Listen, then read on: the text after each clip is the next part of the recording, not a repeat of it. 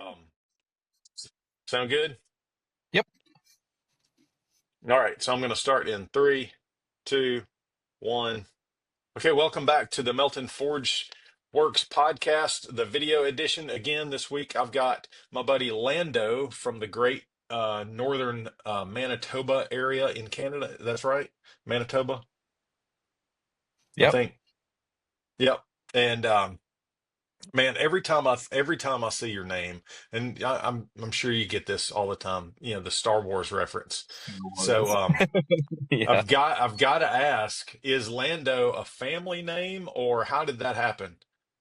You'd have to ask the guys that dubbed it on me when I was younger, because I'm really not too sure where it came from, if it was a Star Wars thing or what. But it just one day somebody called me Lando, and then it kind of stuck, and then it got lost in the abyss for years when I moved to Winnipeg. Never heard it again, and then social media came around, and I decided to throw it on social media for whatever reason, and Okay. just it's a I don't know, it's a catchy name, and I know with the social media stuff that kind of that sticks with people, right? Yeah. So that's funny because I thought that was your real name. What's your real name? Do you give your real name out? Yeah, I mean, I yes and no. I mean, Justin calls me by my real name on the podcast all the time, and so my real Yeah. name's Lyndon. Cool. Yeah. Lyndon Lando. Okay, I got it. I can see where that might have come about. Because you don't look like Lando Calrissian. No, not quite. But anyway, I always thought that was kind of funny. I was like, man, I wonder where for a long time I thought that was your real name. And I was like, did his parents name him Lando? Were they like huge Lando fans on Star Wars, or how did that come about? So that good. I'm glad to clear the air on that. That's pretty cool. So, tell us about yourself and how you got into blacksmithing specifically, or was it blacksmithing that you got started in, or was it some other metalwork?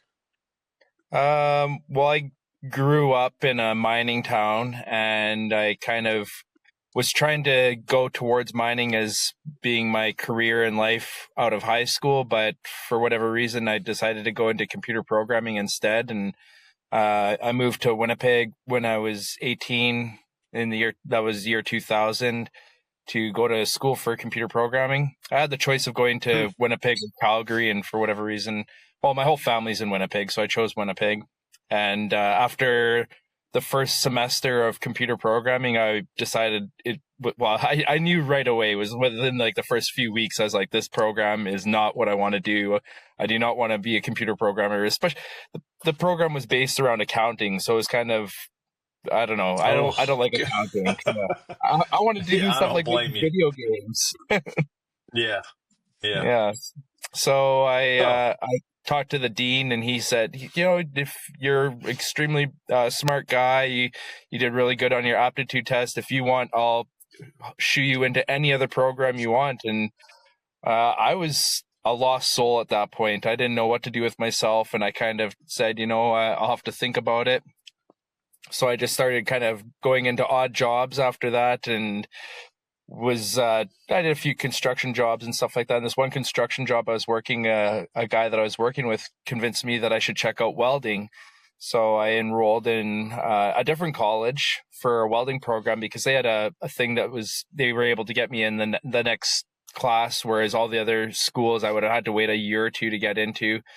So I took this night course at what was called Winnipeg South Tech at the time, and instantly I knew like this is awesome, working with my hands, building stuff, the just watching how things joined with the molten steel. I thought it was awesome. And part way through the program, we started getting the option to play around with things and do our own projects. We were building a little um what was it, Orange County Choppers, I think at the time, was a pretty hot show. So we started oh building our yeah. own little mini chopper, and Oh, really? yeah, the, it was unfortunately our main the main shop teacher there. He got really sick halfway through the year, and they had to bring in a new guy, and the new guy ended up not really being the most attentive teacher. So there was some issues there, and it was kind of felt our own way through the last bit of the program. But while I was Hmm. doing that, I started kind of digging in the scrap bin and pulling out random pieces of steel and doing, I guess, kind of like a found art kind of thing, found object art or whatever, right? Yeah. And as I was doing that, I kind of decided for whatever reason that that's what I wanted to do with my life. I wanted to make metal art. And my family has a bit of a heritage of running their own businesses, on both sides, my mom and my dad's. My wife as well, her dad was an entrepreneur as well. So I had all these people that I grew up around that were running their own businesses, and I thought, I want to run my own business one day. So metal Yeah. art and business, kind of, I saw an opportunity there for me to have my own business. And I started picking up a couple things, got myself a welding machine and a angle grinder and a torch kit, and uh, made myself my first welding bench while I was in school. It was one of my projects that I made in school, and got a bench Oh, that was vise. smart. And yeah. So I had all these things, and I was still living at home with my mom at the time. I went through a weird thing there when I was doing my whole, after dropping out of computer programming. I went from living with roommate to roommate to roommate, dated a girl that it didn't work out. And in the long run, I ended up moving back home with my mom. And that's when I went to school. And so she was kind enough to let me use the single car garage we had as my shop.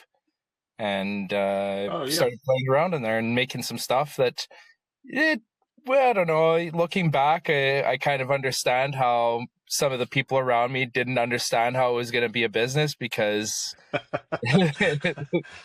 there definitely wasn't enough skill there at that point.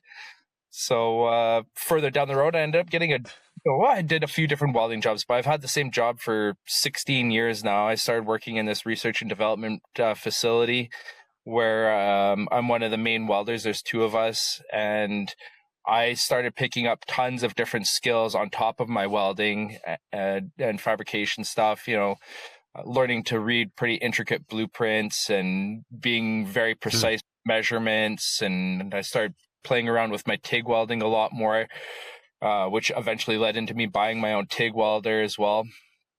But I met a fellow when I was in school that me and him became really good friends. We were snowboarding together lots, and we stayed good friends for a long time. And fast forward, I think it was about 9 years ago, he was going back to, he actually worked at the same company I work at now, but he ended up getting into the Boilermakers Union. And at one point in the Okay. Boilermakers Union, he found out about Alex Steele. He was coming back to Winnipeg every year for a month to do his levels in apprenticeship, and he would stay with me while he was doing Hmm. that. And this one time he's staying with me, he's like, "Hey, have you ever thought about blacksmithing?" And I said, "No, I never, it's never crossed my mind." He's like, "Well, we should watch this video." And he showed me a couple Alex Steele videos on YouTube, and I thought, well, that's really awesome. He says, "Well, why don't we build a forge?" Sure. So we got some fire bricks from Canadian Tire, which they weren't the proper fire bricks. They ended up melting on us after a while. But we built a Right. Venturi style forge and started playing around. And I mean, his whole thing is he wanted to try to forge weld right away, and we couldn't get it to forge weld. It just wouldn't get hot enough. But we started Yeah. making some stuff, and I like right away, I was like, man, how did I never think about shaping steel like this? I never realized that all these different forms of steel that I see out there, they're not just formed cold, they're not formed by machining, they're formed hot, and the metal's Yeah. manipulated when it's hot. And as soon as that idea hit my head, I was just like, oh my God, think of all the different things I can do with steel now. Like, why didn't I think of this before? So it opened up this whole new window Instead to of me. cutting and welding, it opened up all kinds of options. Yeah. Yeah. So I started accumulating tools like crazy. I just was like this addict for accumulating blacksmithing tools. And I still have a little bit of that problem with buying too many tools, but 9 years down the road, and blacksmithing is something that I'll never look back on how happy I am that it's a skill that I've acquired to go in conjunction with metal art. And I'm at a point now where it's like I said, I never saw it. I thought I saw it being a business before.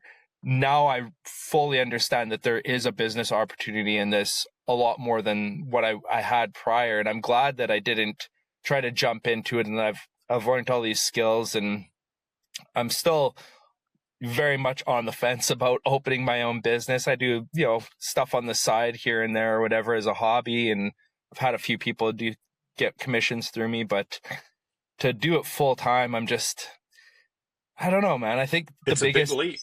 the biggest issue for me is I just don't feel like I have the proper commitment levels to running a business. Hmm. I, discipline. My level of discipline isn't there, but I actually, So, is it easy to open and run a business like from a legal and accounting perspective in Canada? What does it take to actually, start a business there? Here in the US, there's a couple of different routes. If you're a single person trying to um, start your own business, whether regardless of what it is, you can do what's called an LLC route, limited liability company, or you can do oh, what's the other one? A corporation, and there's a ton of different like accounting rules around each one, but a lot of people find it really easy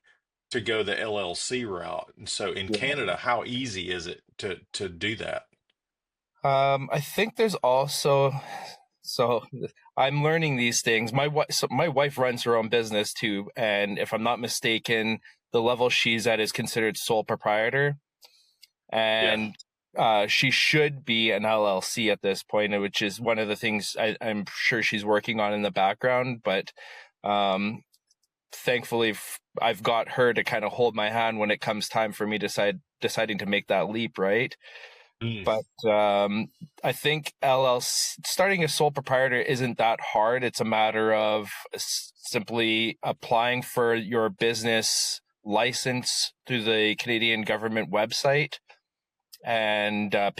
paying the fee for it, registering your business name, and then registering yourself a tax number.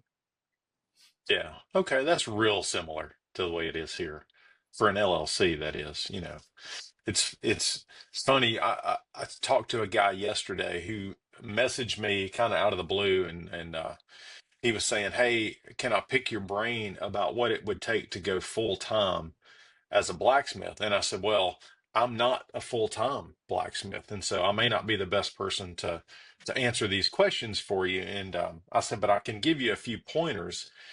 And, basically, one of the things that I've always heard from other people that have gone full time is to like, for a time, you're going to be in both businesses. You're going to be doing your full-time job as a welder or whatever you're doing to make ends meet now.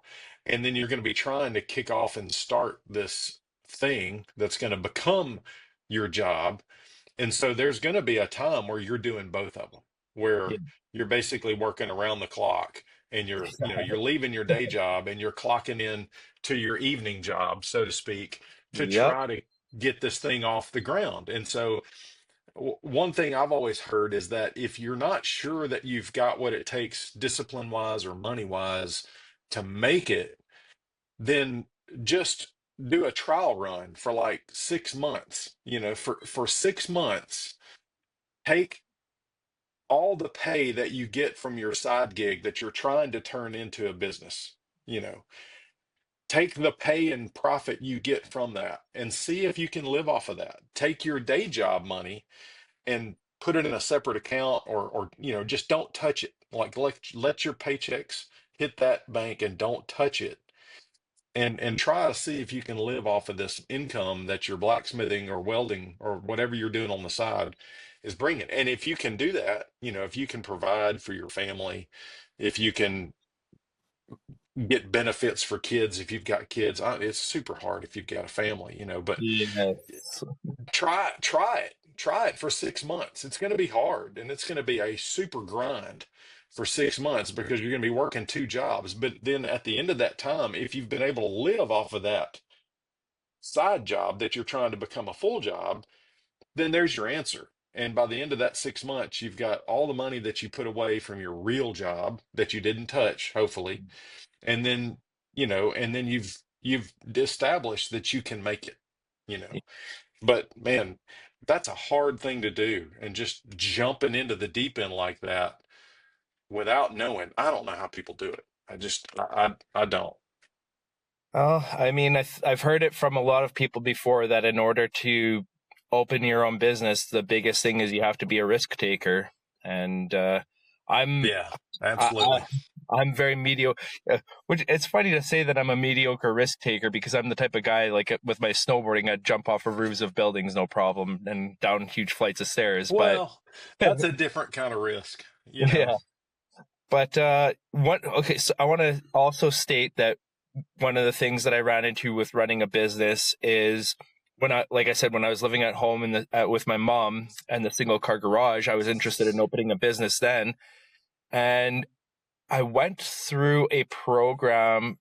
I started a program. I didn't go through with it because I found out that running my own business wasn't a feasible thing at the time, or at least not in the aspect that I was looking at. So in Canada, there's unemployment insurance. If you lose your job for whatever reason, you could apply for unemployment insurance, which had happened to me at one point. One of the welding jobs I had, the shop that I was working at closed its doors. They ran out of money due to legal issues and stuff there. But regardless, I applied for EI. And during that time, I found out of a program that assists people on employment insurance to start your own business. So I Hmm. enrolled in the program, and within the first few days, one of the things that came up was, what type of business do you want to run and where are you going to run it? And I had the intentions that I was going to do this metal art stuff and offering welding services from the single car garage. And they came to me and said, well, that's probably not going to feasibly work because you're going to run into zoning law issues with being where you Oh are. yeah. Is zoning going to allow that? And looking into it, we found out that it wasn't going to be a logical process for me to do it from there. I'd have to rent a shop space, and I don't understand how guys rent shops or shop space. The amount of money I that it know it. costs to It's rent a shop. it's unreal expensive around here to rent a Like, shop.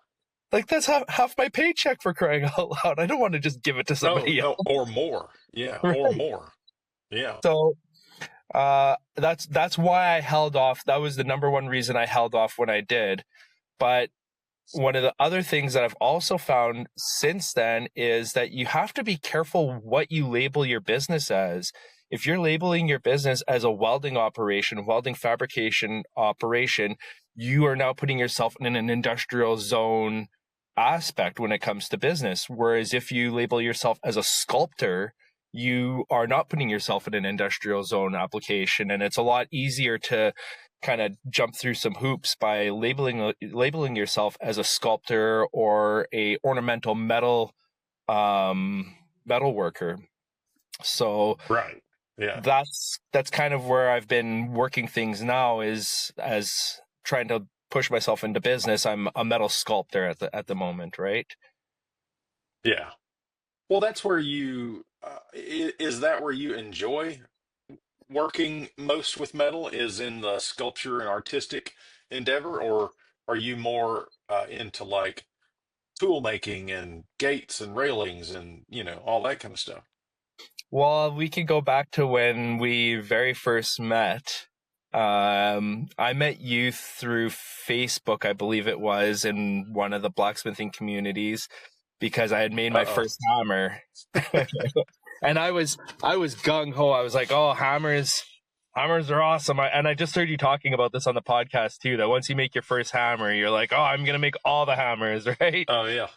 Every, yep. So I thought, oh man, I love making hammers, and I could totally just bang out hammers like all day long. This will be great. It's not something that I want to do full time, is what I came to realize. I enjoy making tools for myself. I don't really Yeah. enjoy making tools for other people all that much. And when it comes to the art side of stuff, I really, really enjoy making artistic stuff for other people and myself. I could and that's the crazy thing about it. You've heard probably your whole life, you find a job that you enjoy doing and you don't really work a day in your life. And I feel like that's artistic metalworking for me. I Yeah. feel like I'm literally just a kid in the shop playing with stuff, making whatever my mind can come up with essentially most of the time. So that's definitely where my heart lies. Yeah, yeah. I mean, when you find whatever you're working on, when you find that you just kind of get lost doing it, and time goes out the window, and you do it for hours on end, and you're not like worn out, tired. That's really where you should probably focus, because you're just all in it, and when people say, what do they call it, like getting in the zone, or kind of a zen state in the shop working. When I'm really interested in what I'm working on, uh, my my brain is blank. I'm not thinking. I'm not. It's just kind of like I'm I'm just kind of working with my hands, and I know where I'm going. I know the end result that I want to do, but it's not a chore. It's not work in that sense. It's more of like what you're saying. It's more like an expression of talent and art, um, in the shop. It's a weird way to put it, but whenever you find that, that's kind of what you should focus on. And for me, it's like small stuff. It's like I love forging little small items. I've never really done any big sculpture work. I would like to do some kind of furniture type stuff at some point in the future, but I have a ball just forging out little small stuff. And it's interesting how many different areas in blacksmithing there are. When people automatically think, when you say I'm a blacksmith, generally people have a set idea of what that means. But these days, that can mean anything. That can mean like Ellen Durkin makes, she's a blacksmith that makes you know, art that looks like dresses for women. It's unreal. It's Yeah. like, how do you say that's blacksmithing? That's so weird, but that's like art, and it's what she loves to do, and it's completely unique, and nobody else is really doing something like that. Not to say that we all have to be doing something super unique, but you can tell when you look at somebody like that, okay, she found that niche that she wants to drive into. And so Oh yeah. if sculpture's that niche for you, then it's going to be successful, in the long run. That's that's the feeling that I had since day one when I started making those first welded pieces. I knew that I had found something that was me, and that I could make it successful. And now that I've gained the knowledge that I have, or the skill set that I have, it's just that passion or that drive is growing exponentially more, to the point where it's like everything I do in my life at this point now is almost everything is derived towards trying to create a business for myself.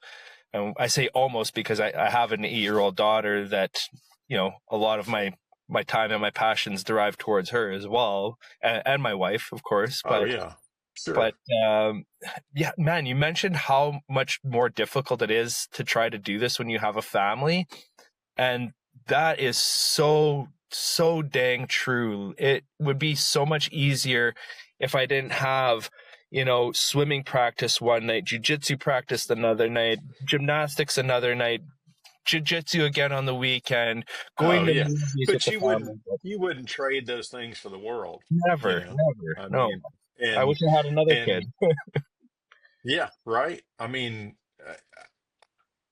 your priorities are completely different, you know, when you have a family and kids depending on you, and it's like, you know, you still try to make time to get out in the shop, and I probably made too much time to get in the shop when my kids were little. I mean, we always look back as fathers. I know I do. I think it's common to look back and regret, you know, and not really regret, but always think, well, I should have spent more time, you know, doing this or that. But in all reality, I was at every ball game that I possibly could be at, and I was at every, you know, event I could possibly be at. But you're right. It is so much different trying to launch into your business or your whatever your passion is in the crafts if you've got family, because they come first, or they Yep. should, you know. And so, you know, if you know, if family didn't come into it, I wouldn't worry about benefits. I wouldn't worry about a career, you know. I would just be pursuing what I want to pursue. But that's irresponsible, you know. And so, you know, once you have a family, then you know your priorities are completely different, Fully. and you do what you have to do, you know. And I'm here to tell you, you're gonna have time later, you know, because that kid's gonna be gone before you know it. Like you're gonna turn around and go, man, where did the time go? And now, like, you know, both of my kids are gone to college, and there are days where I'm just like, golly, I've got all kinds of time, you know. And what's really weird is that now that they're gone, I don't want to be in the shop as much, which Oh, is super weird. Super weird. You know, like when they were here and life was nuts and crazy, and we were all going a million miles an hour in a million different directions, you know, it was like all I could think about sometimes was, gosh, I want to get some time to do some forging, you know. And now that they're gone, I've got all this time, and I'm like, I don't really want to go out there, you know. It's just weird. I don't know how to explain that. no, I kind of understand. And you know what, man? I have to thank you so much. I had you and Brian House on Forge Side Chat. That was over a year ago now, and that That was a conversation. fun talk. Yes, it was a very good talk. That conversation made me take a completely new perspective on life. I decided to quit drinking after that. I haven't had a drink for over a year now, and I Oh man, that's completely. huge. Yeah, man. And like I said, I have you and Brian House a lot to thank for that conversation. It was like Hmm. a kick in the ass in a way, if I could say. And yeah, I also took a different approach to my family at that point. I said, you know what, the shop will always be there. My kid is going to grow up. Now is the time to ensure that I'm spending as much as I can with her. Yeah, Make sure she knows how much I care for her, and that I'm helping her grow as a person too. Shit. Excuse me. I don't know if you. that's huge. That's Um, huge. I my dad wasn't around when I grew up. My dad took off when I was 5 years old, and I grew up without a dad for many years. My mom eventually remarried, but the guy she remarried ended up being a complete jerk. So I Hmm. literally didn't have much of a father figure growing up. So when I sit down with you guys, it's like I've got, fatherly advice that I've needed for a heck of a long time. So thank you again. Oh man, yeah. That's what an honor to be even a small part of something like that. Of you know, just being the smallest part of someone thinking, "Hey, man, I need to get my act together and spend more time with my kid." Not that you weren't doing a good job before, but you know, I can't. I don't know. I don't feel like I can really take any credit for that, just because I look at that as as a God kind of thing, you know. And God has brought me through a bunch of junk in my life, and now I know why. I mean, I've been able to have conversations with people that I would never have been able to have beforehand, or, had I not gone through some of those things. And so, man, that's amazing. And just, it means a lot, to hear that from you. It means a whole lot. And, like I said, you absolutely won't regret spending time with your kid, but you would regret spending too much time, you know, Yep. at work, so to speak. Yep. So that's awesome. That's super awesome. Yeah. How Well, old is she? sh 8? she's turning 9 in about a month and a half now. That's cool. Yeah, man, that's a super busy time. Golly. Dude, yes. Well, and with all of that said, and going back to the business thing, I honestly feel that trying to find even enough time to make the business work after hours isn't possible.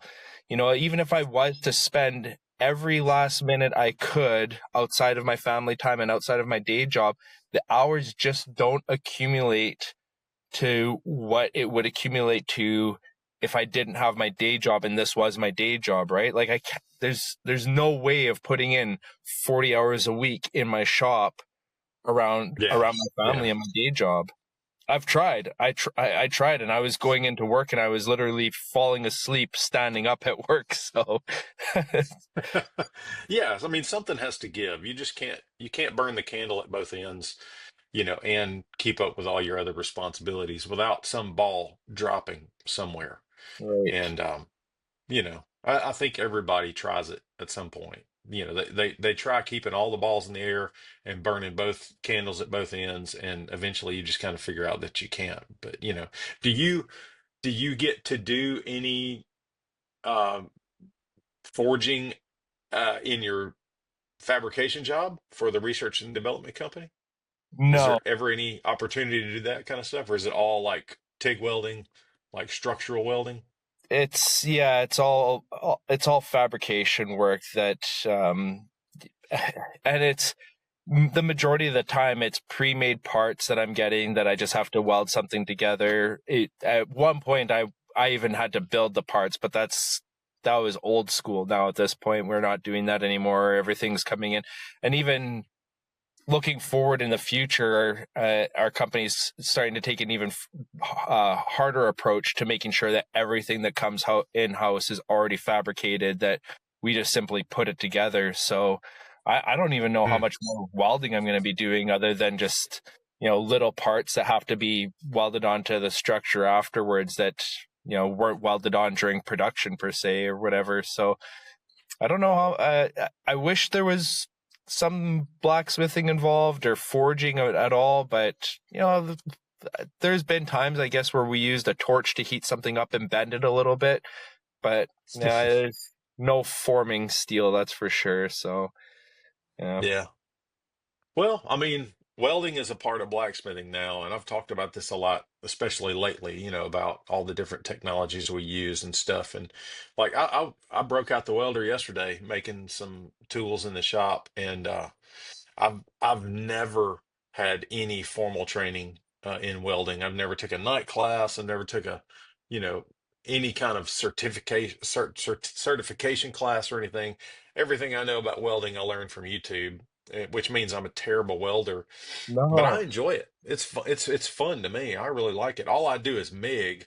Um, but I've got a machine that's capable of TIG and stick, and I keep saying that I want to learn TIG because to me, TIG welding looks as much as an art as anything I've ever seen. I mean, some yeah, of these guys that do crazy aluminum TIG welding just blow my mind.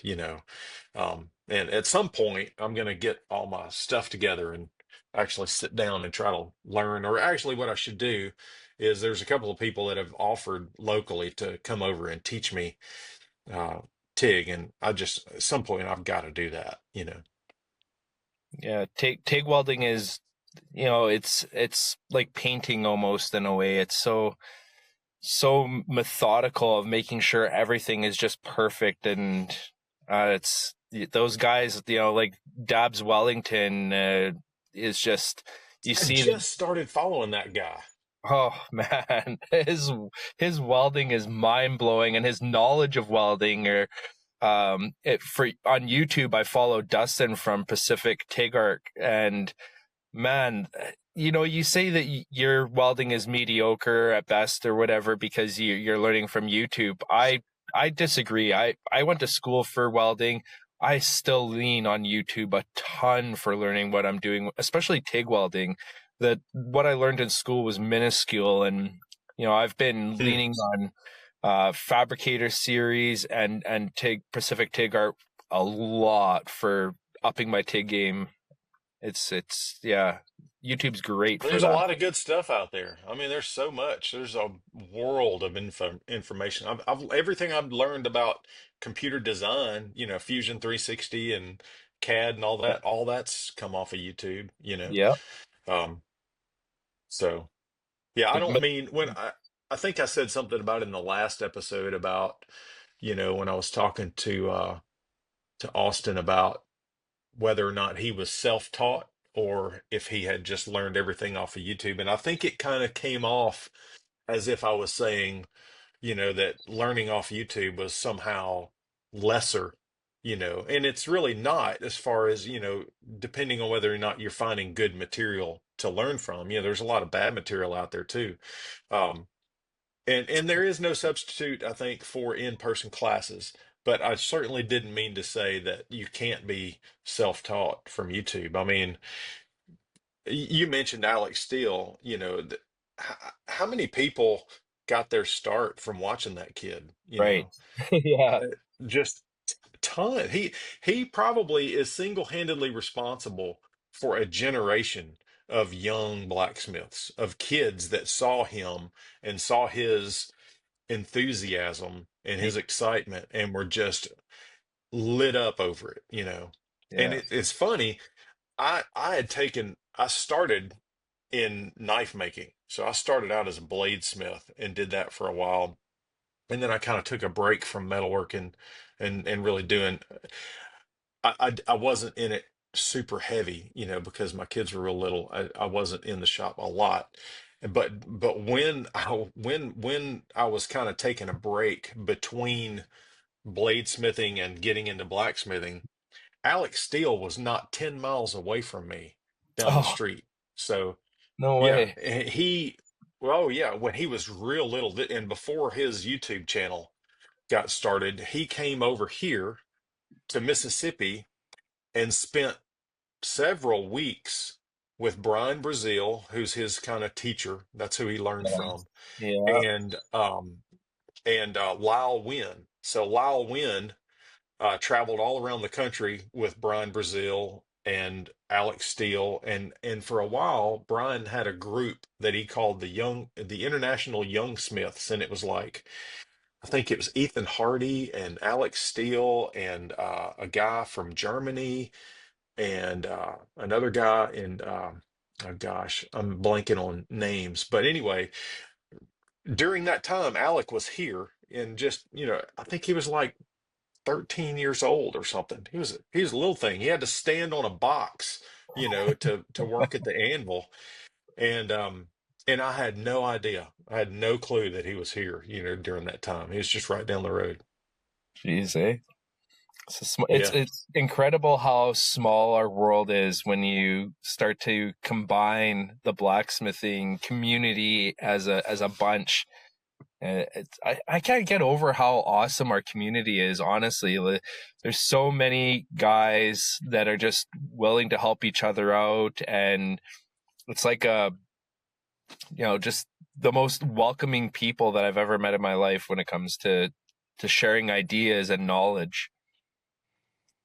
Yeah, I think a lot of that comes from, it's kind of always been that way, in my opinion. I mean, the bladesmith community is like that too, to some degree. I don't really consider myself, much of a bladesmith anymore, but um, there's a conference that happens not far from here in Alabama called the Batson Bladesmith Conference, and it's coming up. It's every April actually, and that was the first time I was around kind of a community of craftspeople like that.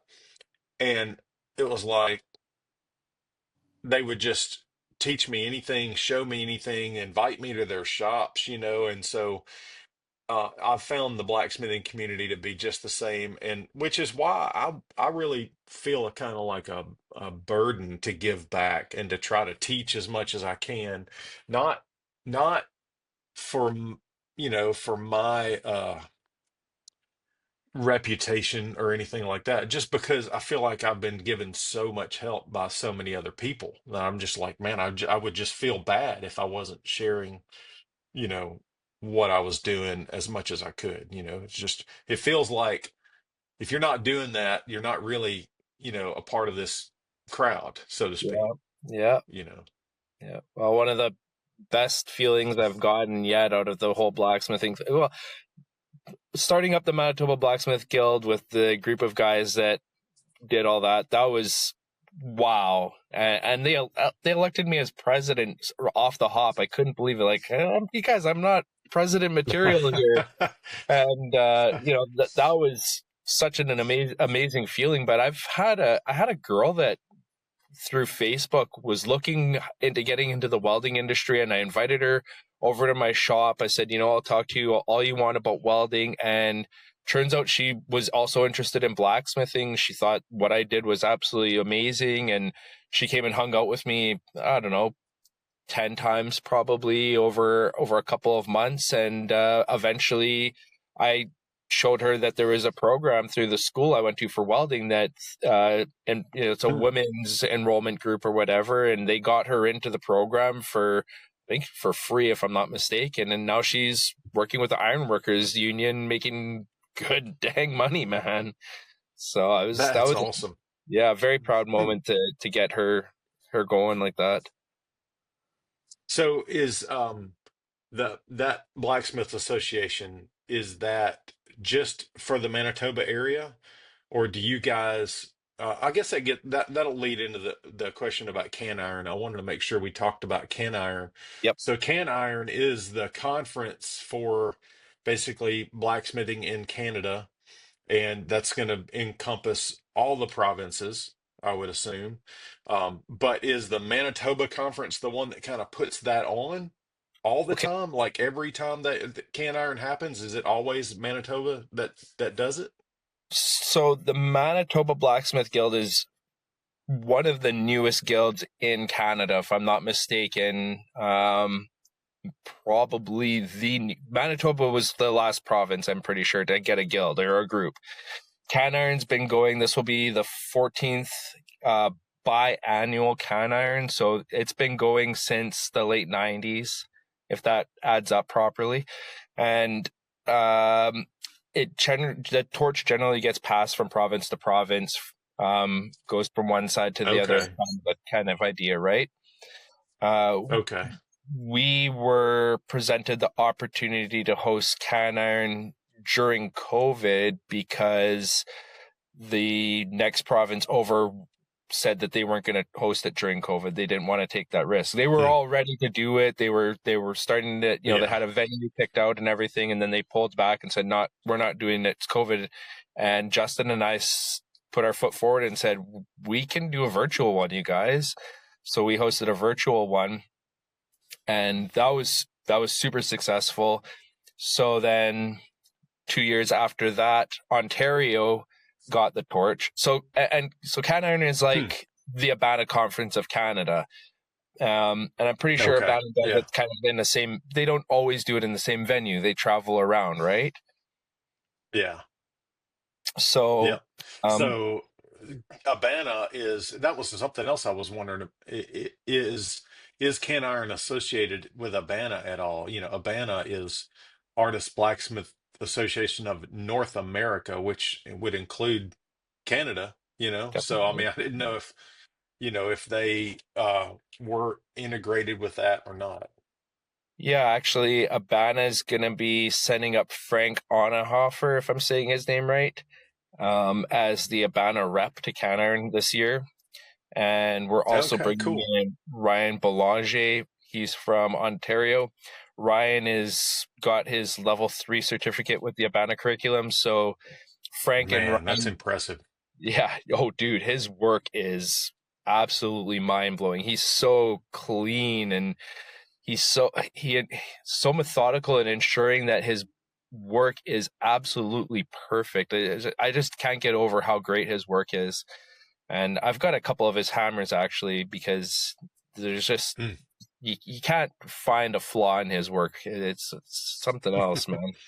So That Ryan level and Frank, three stuff is extremely, that's tough, man. That's a tough certification. yeah. So Ryan and Frank are gonna demonstrate the Abana curriculum information at Canarn. We've got Leah Arapotch is coming up to do some sculptural work. Pat Quinn is coming up from the Center of Metal Arts to do some metal work, sculptural metal work. He's more into heavy stuff, using big power hammers and stuff, as well as Jake Yeah, James. really big power hammers. Oh yeah, yeah. And Jake James, Pat Quinn, and Leah Arapotch, they kind of all got a little bit of a crossover there from working at the CMA together. So we're going to be bringing a couple big power hammers to the conference for them to use, and one of them being the 88 that I just picked up, as well as Sean Van Bezler, Ben Bezlier. I can never say his name right. Sorry. He's got a 55, I believe, is the next size down, right? Yeah, Yeah. yeah. So he'll be It bringing goes 55. 33, 55, 88. Yeah. Yeah, so Sean's gonna bring his 55. I'll bring my 88. That'll give us two decent sized power hammers. I by no stretch of the imagination do I consider my hammer a big hammer. It is the largest medium sized hammer, probably, I would say, that's out there. And Yeah. well, they re-rated it, right? They're not calling it any 88 anymore. They're now calling it the 106. Yeah, they started counting. So before they weren't counting the, I think the way it goes is they weren't counting the weight of the dies and the die keys in the falling ram weight. They were just including like just the ram itself. And Right. so then they started counting in, every bit of steel in the ram assembly now. And so that is 106 pounds. And so So, they every 88 in the country got an instant upgrade to a 106 for free. So yeah, yeah, it's that's a kind of, nice upgrade. yeah, I love it, man. I've got one, and it's, in my opinion, it's I had a 33, and it was fun. It ran really fast, like a little sewing machine. Um, but the die space was really limiting. Um, Mm. but I do really miss that little hammer, and I wish I had not let it go. But the 88, in my opinion, has enough die space, so it's got a good bit of die space so that you can put tooling, you can clamp tooling onto it real nice. It's got, a good area for working. It's got a big throat, so you can put all kinds of tools in there, tall tools and stuff. And it doesn't require a huge foundation to be dug for it. So you Right. can put an 88 on a standard, 4 to 6 inch slab and not worry about it driving itself into the ground. Yeah. And whereas, like, the 120 or the 165s above that, you got to dig and do a lot of expense and work to set up a foundation for it. But man, so how did you come across that hammer? Uh, uh, I went out to. I had I purchased a 300 and something pound anvil from a guy 3 years ago. I think it was during COVID. Same guy I bought my swage block from. Um, Okay. 5 years ago, I bought this swage block, and when I went to go buy the swage block, he also had some anvils, some older anvils. This 300-pound anvil is from the 1600s, and I've got a That's problem. crazy. Yeah, I've got a problem when it comes to buying things, and I had to have it, so I actually paid for it probably 3 years ago, and this guy's been sitting on it and is like, "Don't worry about it. Oh, I'm not going anywhere." So eventually, I finally made plans that I was going to go out and pick it up, because it fell into conjunction. The timeline fell into conjunction with our sister province, Saskatchewan, which is they're huge in why the Manitoba Blacksmith Guild is what it is. They're huge in Hmm. why can iron is what it is. So I drove out to Saskatchewan to a gent's place, Tyler Dyes. He was hosting his hammering at the time. So I was like, I could, two birds, one stone here, go to a hammering, pick up my anvil at the same time. I go to the hammering and I get introduced to a gentleman by the name of Murray Cook. And at the time that I got introduced to him, he was also in the conversation with Mark Zarowski, who is like the anvil guru of Canada. And Murray says to Mark, "Hey, I've got this hammer that I know you're interested in. I still have it for sale. If you want to buy it, let me know." And Mark says, I really want to, but he's gone through some life changes. He didn't have the money. And then he looks over at me and smiles and says, "But I bet you this guy'd be interested in it." And my ears perked up like, "Oh, hammer for sale. What do you got?" "Oh yeah, I got this 88 Anyang that I'm looking to get rid of, and I'd love to go see it." And so me and Murray go off to his place, and all the guys are like, "See you tomorrow, man." And no, I'll be back in like an hour or so. "Yeah, right. You're gonna go to Murray's and you'll be there all night." And sure as shit, I was at Murray's for a good 3 hours. I was at Murray's place. Like, this guy's got, oh man, so many awesome stories. His shop is just mind-bendingly awesome. Such a wicked awesome shop. He's got knives he's sold all over the world. He does huge art pieces, like what do you call that when the city commissions you to do an art piece? He like just big central art An art pieces commission. around cities and stuff like that, like at the library, and just super cool dude.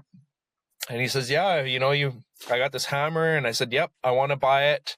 I've got the money. I can't take it home now because all I've got is my pickup truck, and I'm not putting a 4,000-pound hammer in the back of my truck." And he was like, "Oh, I think you could probably do it." "No, I'm not going to risk it. I've got a '97 Chevy that's rusted out, and I'm not going to take that risk." So we arranged that, I went back out there with a trailer and picked it up. I spent the night at his place. Again, stories galore, and his family took amazing care of me, fed me, gave me a bed to sleep in, and it was awesome, man. It was such a great experience, and I brought that hammer home. I unloaded it I got a overhead gantry crane kind of thing or whatever. Unloaded it off the trailer, rolled it into the overhang on my shop where I was planning on creating that's where I want to make my blacksmith shop, is in the overhang area. It's a dirt floor, but it's open on 3 sides. It's not enclosed, right? So yeah, the cold season here, that ain't gonna work. I had all these aspirations. I'm gonna box it in. I'm gonna make this a 4-walled shop with good insulation.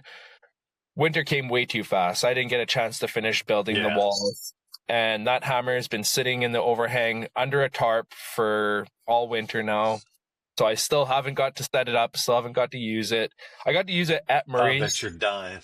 Oh, yeah. Like I said, I got to use it at Murray's, which was great.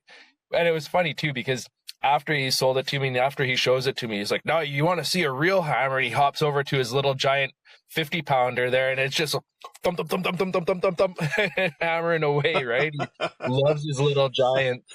I think he had like 5 little giants in his shop. He restores them, hey? Oh, really? What was the biggest little giant that he had? I believe he had 100-pound little giant there. Okay. Was his largest.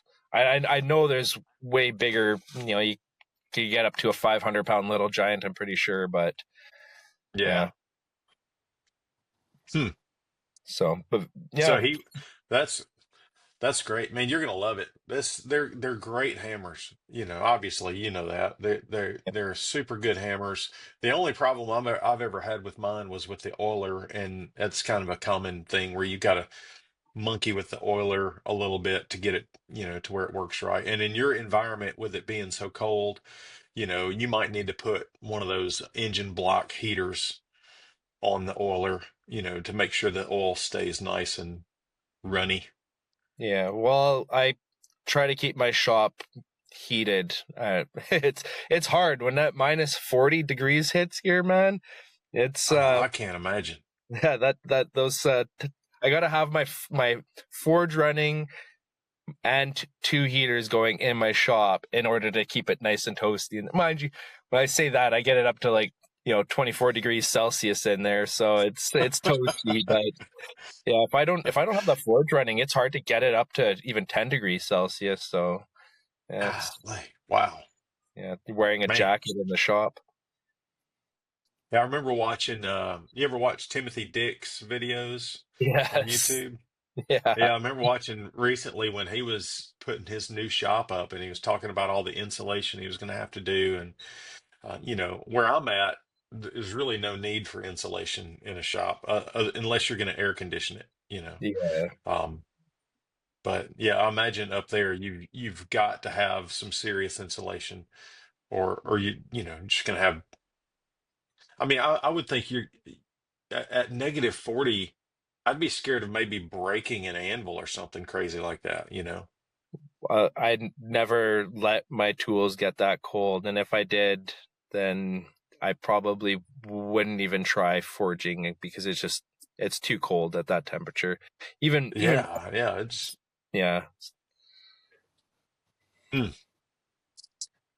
Well, so what's next for you? Is it shop building to get ready to move the Anyang into production? I'm waiting for the warm weather to hit so I can get back to finishing that outdoor space and making it my blacksmithing area. Once I'm able to move my blacksmithing area into there, then it's also I've got a 4x4 CNC plasma table, excuse me, 4x4 plasma table that I need to get set up. It's in the shop right now. Nice. Valuable shop floor space that I don't. It's not where I want it, so I've got to get that moved to where I want it, and get proper ventilation set up for that as well. So I got a Oh couple. man, yeah. Yeah, yeah. I'm just finding out that that's an issue. I just got a 4x2 plasma table, and I made the mistake of starting a big run. I was cutting a bunch of parts out of a sheet the other day, and I had the door down. I had my roll up garage door down on the shop, and both windows were closed. Oh boy. And yeah, in no time, it was just a fog show, a smoke show in there. So yeah, I've now got a fan by the window that's right near that machine, and whenever I run a parts, I have to turn that fan on, sucking air out because it's just blowing into the water table. Just stuff just goes everywhere, just Yeah, everywhere. yeah. And it's not just steam that's coming off of that. I found out it's like, um, I don't know, it leaves a coating, like an orange coating on anything that's around it. Yep. I don't know if it's rust or what, but it's kind of nasty. Yeah, I would say it's most likely rust if I'm not mistaken. And I've had discussions with some people about that, and some people love the water table, some people hate the water table because the water splashes up on your work pieces. Your work starts to flash rust because of the moisture on it. The gunk from the what splashes up gets stuck on your work pieces. So I don't have a water table on my It's table, and messy. It's yeah. very messy. Well, that Fortunately, my table has a big drain where I can drain it off. But I've only had that table in there for a few weeks, and that water looks like oh muddy yeah, pond water. nasty, It's terrible. nasty. Yeah, yeah. Don't stick your finger in there if you got a cut. I don't know if you heard of Ira Housework getting that infection from his quench tank, but the same thing goes for your plasma table. If you've got a water table on there, the bacteria in that water is just brutal.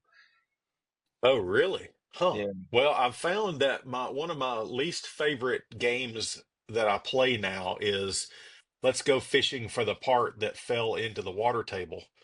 I do that quite often now. I'm cutting stuff out, and every once in a while it's placed in between the slats, and it just drops down in the water, and then I got to wait for the cut to finish and either try to fish the part out with a magnet, which generally just winds up getting Come, coated with a big wad of steel mud, you yeah. know, um, or then I got to move the sheet out of the way and go fishing with my hand, and yeah, it's not fun.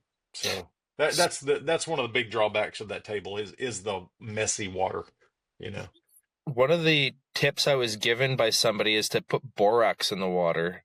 It'll help keep it a little cleaner and Huh. yeah, helps everything settle. And I'll I have do to the same try thing. that. I do the same thing in my quench tank for blacksmithing, and that was by mistake that one time I just put a bunch of borax in there. I can't remember what the whole purpose of it was, but I put a bunch of borax in there, and I came in the next day, and my quench tank looks like it's clear. And I couldn't believe it. Like I could see right to the bottom of it, and I mean, if you fish Huh. in the bottom of it, you'll stir up all the gunk and it'll get cloudy again, but you come back the next day and it's clear again. So I've been adding borax to my quench tank on a regular since that happened. I'm gonna do that tonight. Yeah. Because I mean, it's literally looks like brown pond water. I can't see. It's only about this deep. It's only about 3 inches deep or so, but I can't see anything in it. When a part drops down in it, it's just like, okay, I don't have a Yeah. clue where it went. I'm hoping it's right below there, but yeah, huh? Well, and Borax. That's the cool. depth of the water is important too when it comes to how how much it works with keeping the dust and whatnot down.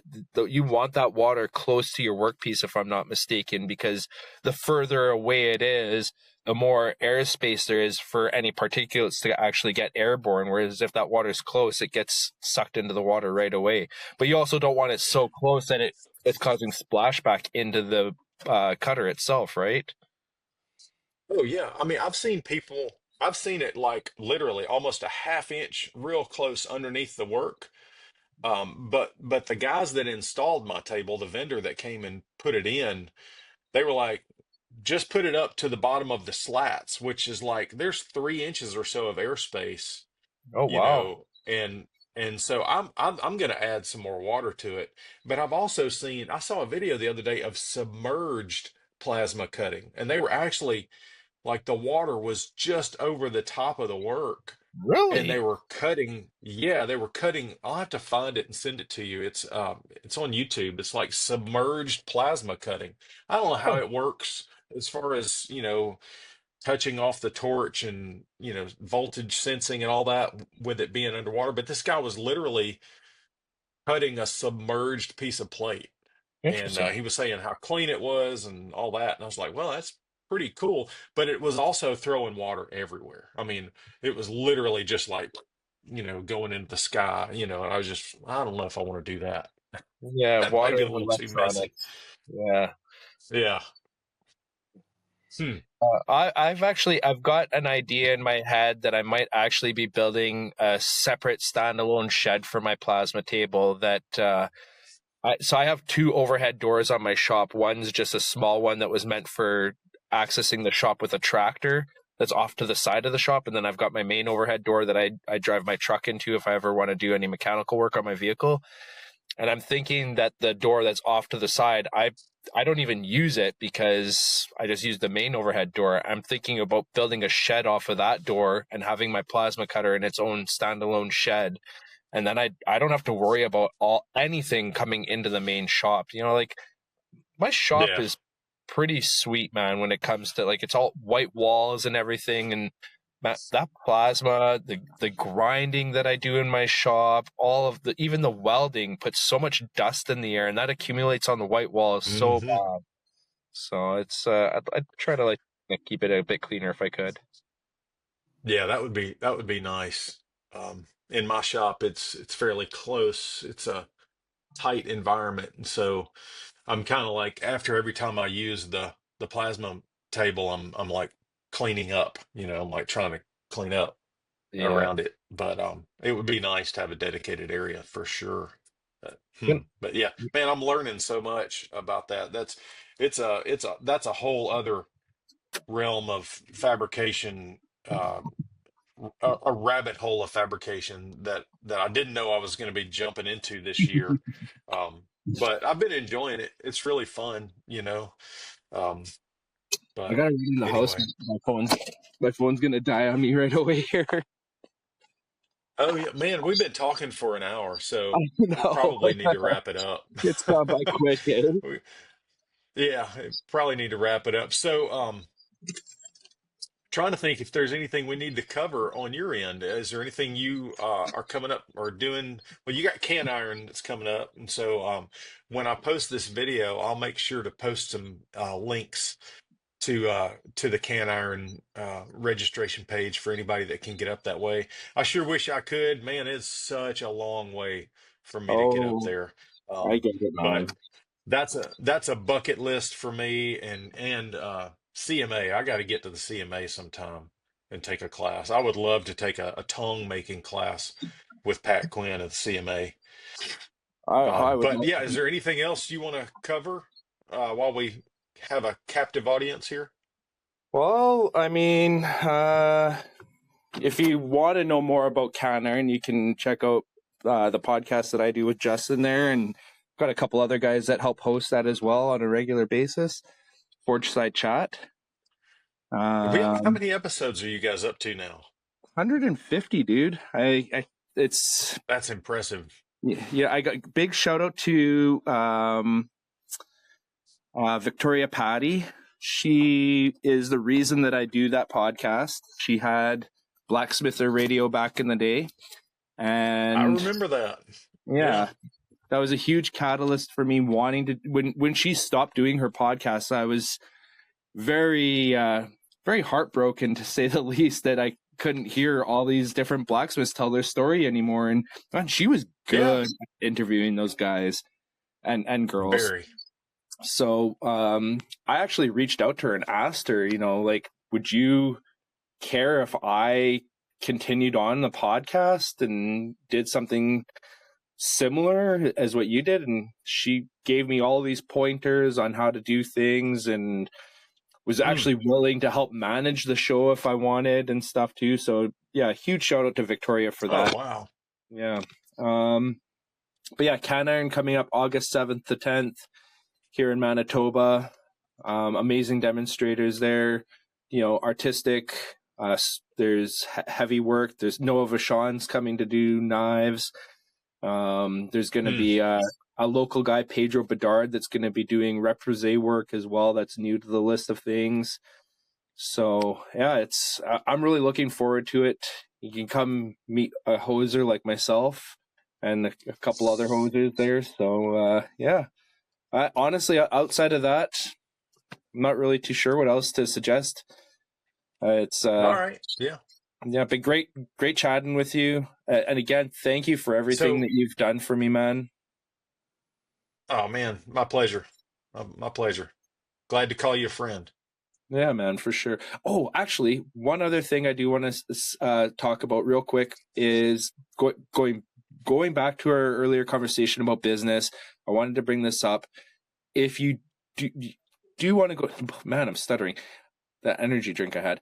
If you do want to go into business, one of the biggest things that I've picked up from you is to go in with a plan. Have some of Mm. these small items that you can bang off on the regular that are going to be good selling items, and be prepared to almost go into a mini production style where you can have all of these things just constantly going to help supplement your business, being able to do your one-off pieces. If you want to do gates Yeah. and railings and stuff like that, you can't expect that it's possible. Maybe you will be busy all the time with gates and railings, but when you're not, Hmm. at least you've got those small items that can keep you busy and keep the income coming.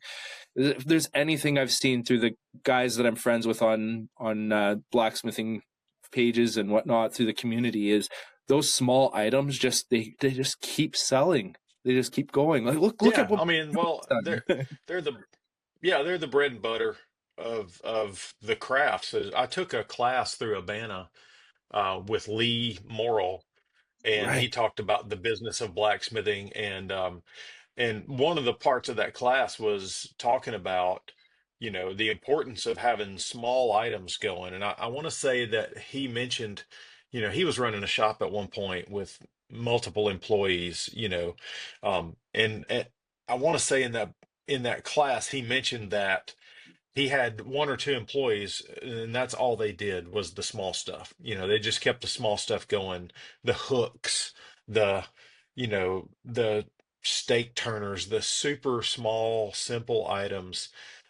He kept them going all the time because they were the things that kept the lights on for the business, and kept a constant stream of income coming in. And when I was talking to that guy yesterday, and was telling him about, hey, it takes 6 months and kind of figure out how you're going to survive on, whatever money you bring in.